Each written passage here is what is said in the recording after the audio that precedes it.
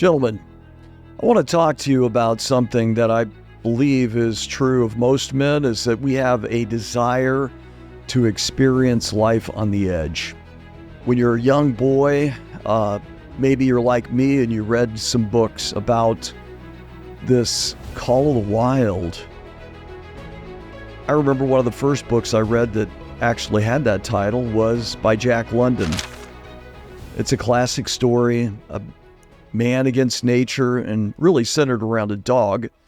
And sled dog up in Alaska, and I won't get into all the details, but I think most of you are familiar with that story, The Call of the Wild.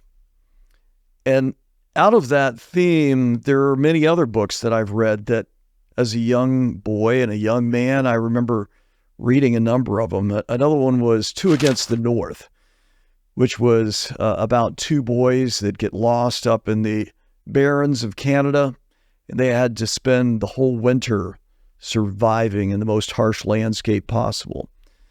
But I remember reading these stories and just getting excited about getting away into some place where there is nobody else. It's just living simply in extreme conditions and surviving. I don't know what it is, but there's something in most every young boy that has an attraction to that, or at least used to. Unfortunately, we live in a day and age where more and more children, boys, girls are being cloistered away into small apartments and really cut off from the natural world. It's really sad, and it's also a reflection of fatherlessness. 22% of all children being raised in the United States are being raised without a dad. And dads, we need to take our kids outside so they can experience this call of the wild. But as I think about this call of the wild, I think there's something deeper going on. And I'm going to just kind of express this in this short presentation. I've got some slides, and I'm going to be referring to them as I go through this.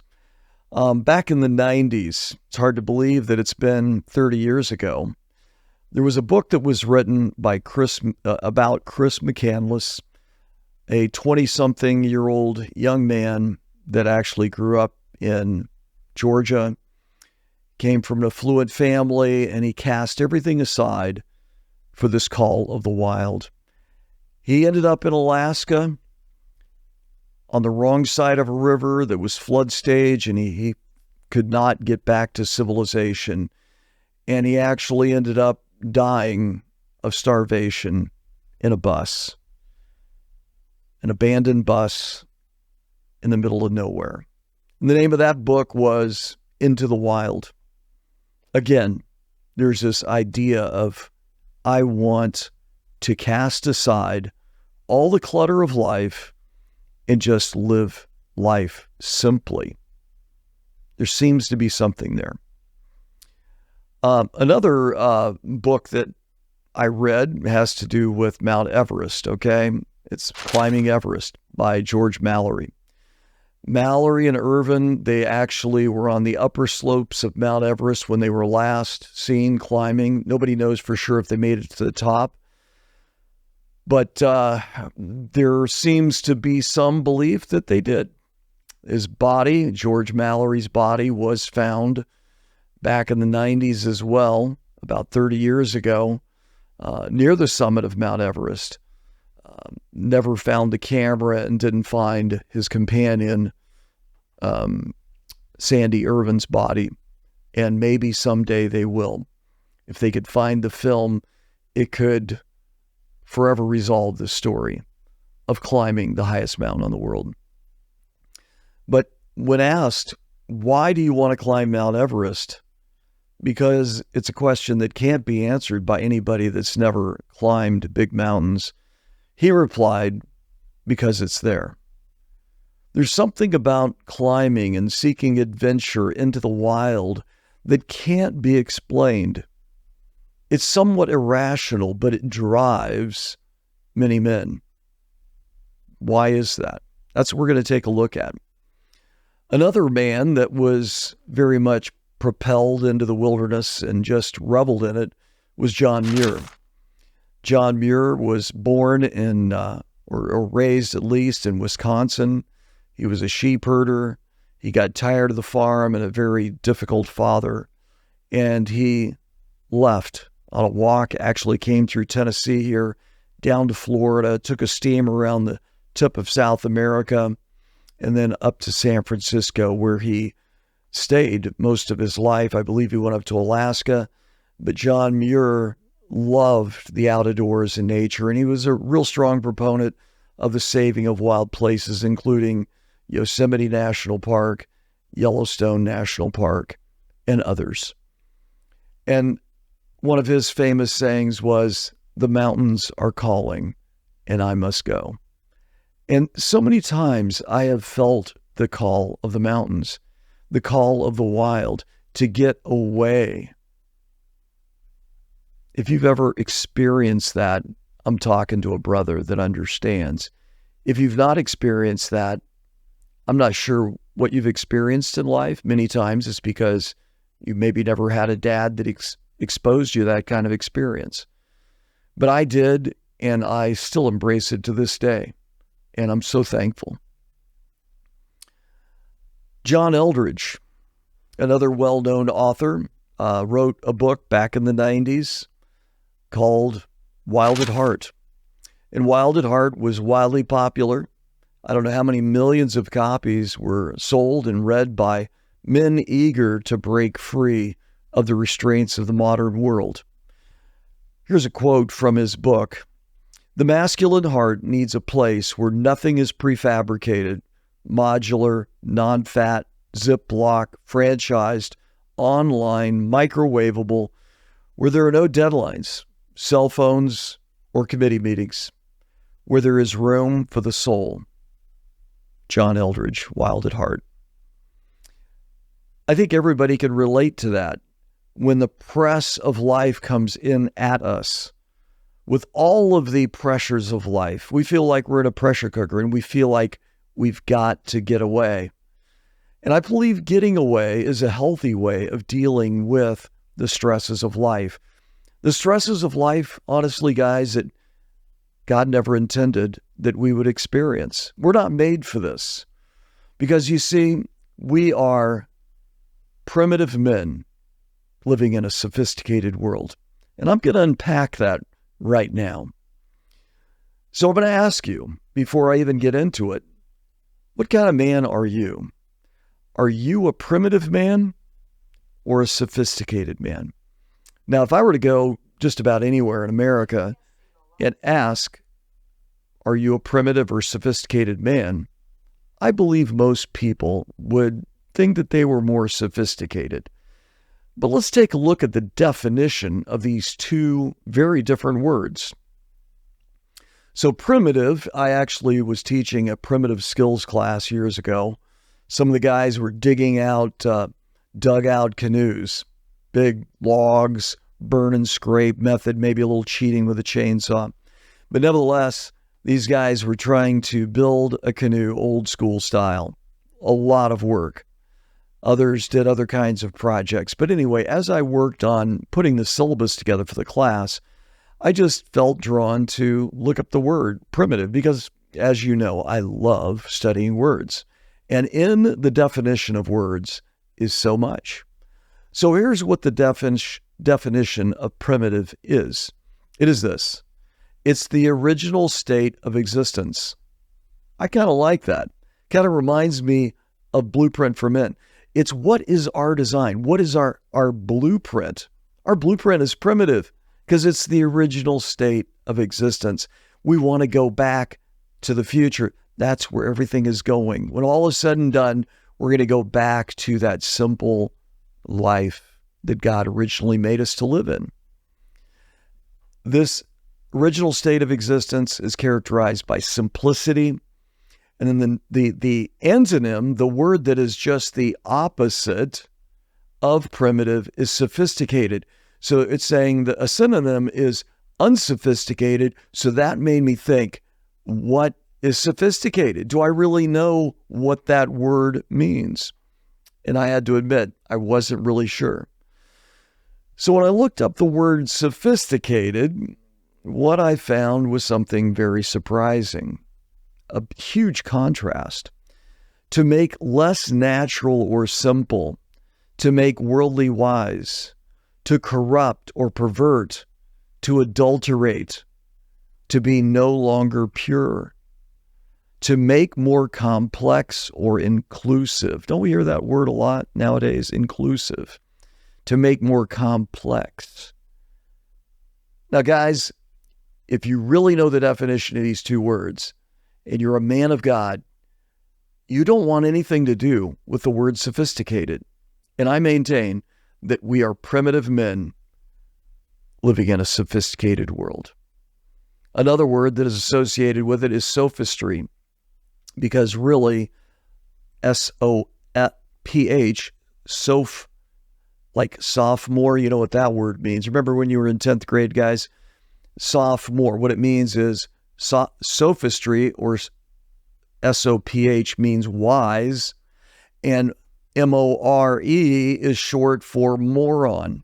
So you're a wise fool, okay? Sophistry is very carefully crafted. A plausible but misleading or fallacious argument. It's faulty reasoning. And boy, don't we see that going on today. God's word says, considering themselves wise, they became fools. And isn't that what we have today? When people reject God, the Creator God, they will start going down a path that leads to foolishness and downright insanity. There is only one truth, and that is God's truth. Man-made truth will go anywhere it jolly well pleases, and it always ends up in destruction and pain. So let's continue our study. I would like to say that there is and this came out of John Eldridge's book, which was Wild at Heart.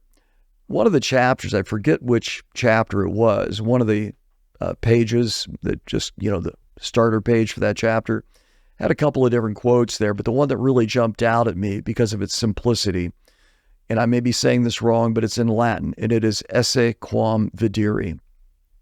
Esse quam videri. And what that basically means in Latin is to be rather than to appear to be. Okay?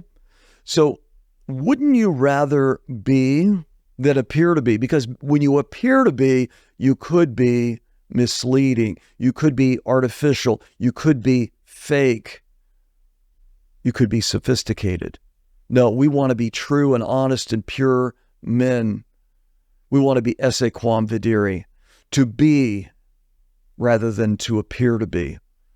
No room for deception. I'm going to read a quote that I put together, and it has to do with man and our connection to the wilderness, our connection to the wild, unspoiled areas. The wilderness provides the environment which opens the heart and mind to the transformative power of God's voice in ways not equaled in a man-made environment. This is the method that God has used since creation to teach and test. The wilderness experience has been a central method that God has used to bring men back to the primitive life of dependence on Him for thousands of years. It is also the method that Jesus employed during His earthly ministry. It works.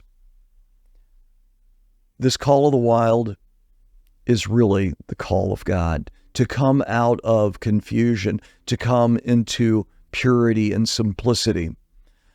I'm going to go through what I believe is a short list of the blessings of being in a wilderness, whether it's a garden small or a mountain tall.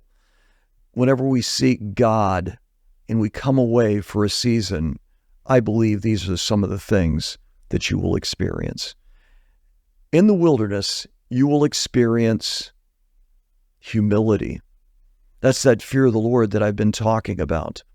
It's through vulnerability and insignificance in these gigantic spaces, maybe out on the sea on a sailboat, maybe it's on top of a mountain. When you feel small, you feel a sense of really your place in the universe, and that is humility. There is a creator God, and we must worship him. A second characteristic or trait of what you experience when you're in the wilderness is peace. Now, I can't say that it's always peaceful. There could be mosquitoes buzzing around your head, wanting to suck blood out of you. But nevertheless, in those beautiful times when the sun is going down and you're at the edge of a mountain lake, the reflection, the peak is golden in the water, maybe a loon is calling, and you're just sitting there by yourself. It's a peace that is rare in this world. And I pray that each one of you men has experienced moments like that and seeks to replicate that, because I believe God calls us to experience that. Those are anchor points in our life. Much of our life will not be that way, but we need those anchor points. So we experience this peace by removing man-made clutter and noise. And we can do this on a regular basis. Instead of driving down the road in your car listening to something, maybe just try being silent. Try being silent. Nothing is something. Just remember that. The next thing that I think is huge about the wilderness is you feel a sense of freedom. When you remove the boundaries of time and space, no watch on your arm, no cell phone, the sun just comes up, goes overhead, it goes down. You're cut away from all of the things that bind us, schedules. When you go out into a wilderness for multiple days, life takes on a different meaning, and it's free. Another thing that you experience when you're out in the wilderness for an extended period of time, even just for one day, sometimes you can experience this, and that's restoration. I remember a number of years ago, every month I would get together with a group of pastors and we would have these day retreats. They'd be about 6 hours in length, or maybe only 4. But just coming aside for that amount of time, just to be alone in our own company, and then get together and share a meal, share what's going on in our life, share what God is doing in our lives, what he shared with us during our time that we were reading, was really sweet. It was just something I want to get back to. But that type of restoration is what we really hunger for. And God put in his plan before sin that we would have one day to do that. But I would dare say most of us that even worship on the Sabbath may not experience the Sabbath.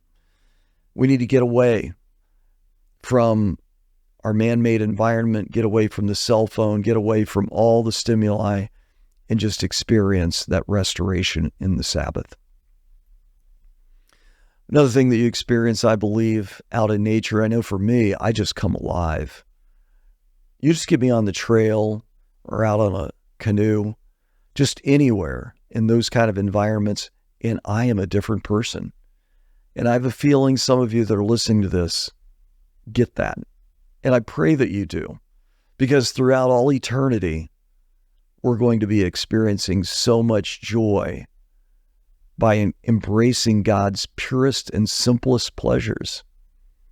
The wind in your face, the sun on your cheek, the strain of your calf muscles as you go up a mountain. All of these things make you feel alive in a way that is so healthy. But in the end, it's joyful. Another thing that I experience when I go into the outdoors, especially into the wilderness areas, is I usually go with other people because I'm leading other people to experience what I have. And I experience community there, deep community. And a lot of times as we climb mountains, we have to rope up on a glacier. We have to depend on one another. And as we depend on one another, we experience a level of trust and community that doesn't happen in everyday life. The unmistakable thing about the wilderness is just the sheer beauty. All the different shapes and designs, the colors, the textures, All of these things are made for our enjoyment, guys. When we were out in Wyoming, one time I had a group of pastors out there, and as we were looking at the mountain landscape, I asked the question, why are the mountains so beautiful? And we kicked it around, and I said, because I felt like God had shown me this particular perspective, and I said, I believe it's the broken beauty. In other words, at one time, those mountains were not there. It was a flat landscape. And then because of a violent action of the Earth's crust, there was a buckling of the Earth's crust, thrusting into the sky, forming these majestic, massive granitic mountains. And then one snowflake at a time fell upon those mountains. And as that snow accumulated thousands of feet deep and made glaciers that ground out the valleys and dug up those alpine lakes, there's a beauty that could only happen through that destructive process. It's a broken beauty. And I believe that in that picture of beauty coming out of destruction is the story of redemption, the story of every man's life. Everybody goes through a broken state, and God redeems that, and that becomes our testimony. So I believe when we go into the wilderness, we go into nature, we see this beauty, and sometimes it's broken, but it's still beautiful. Another thing that draws me to experience wilderness is something I want to preserve, is something I want others to experience. I don't want to exploit it. I want to be a good steward of the earth. And guys, all of us could do better. I know I drive a vehicle that's kind of big, so I can carry people and stuff. But nevertheless, we all need to be stewards of the earth, to take good care of it. What we eat can dictate how we take care of it. What we recycle dictates how we take care of it. How we treat our pets is also an indication of our stewardship of the resources that we have. It goes on and on. Most people just think about the energy spectrum, but it's all the way down to how we treat our fellow man. For example, if a family goes through divorce and the couple breaks up and the family breaks apart, there is so much destruction of the environment because now we're living in two separate homes, all the extra waste that goes because of the broken home. It doesn't seem logical that that's true, but do a little research and you will see that keeping a home together, keeping a family together is probably one of the most significant things environmentally that we can do. Another thing that you experience in the wilderness, and I know this is a fairly long list, but it could be a lot longer, is testing. When you go out into the wilderness, especially if the weather's going to be a little bit less than ideal. I mean, many times I've gone into the mountains when it's below zero, and you've got to have the right gear. You got to take care of yourself. You got to stay hydrated. You got to have enough energy. You got to stay dry. All of these things on the most basic level are a testing of our attention to detail. One of my favorite outdoorsmen is Paul Petzold. He started the National Outdoor Leadership School. And back in the 50s, he went on an expedition to K2. And many of you have heard of K2, the second tallest mountain in the world. And when he came back, he was asked, well, what was it like? And he very nonchalantly, being the Wyoming cowboy that he was, he said, it was basically camping. And in reality, that's true. If you can't do the most basic camping skills, you will never conquer a mountain. And that's really a message for all of us. If we want to accomplish great things in life, guys, we've got to master the most basic skills. And so there's a testing and a teaching that goes on in the wilderness through hardships, facing our fears, and more. Another thing that you can learn in the wilderness is actually wisdom through nature object lessons. And that's something that I'm going to be explaining in a follow-up video here.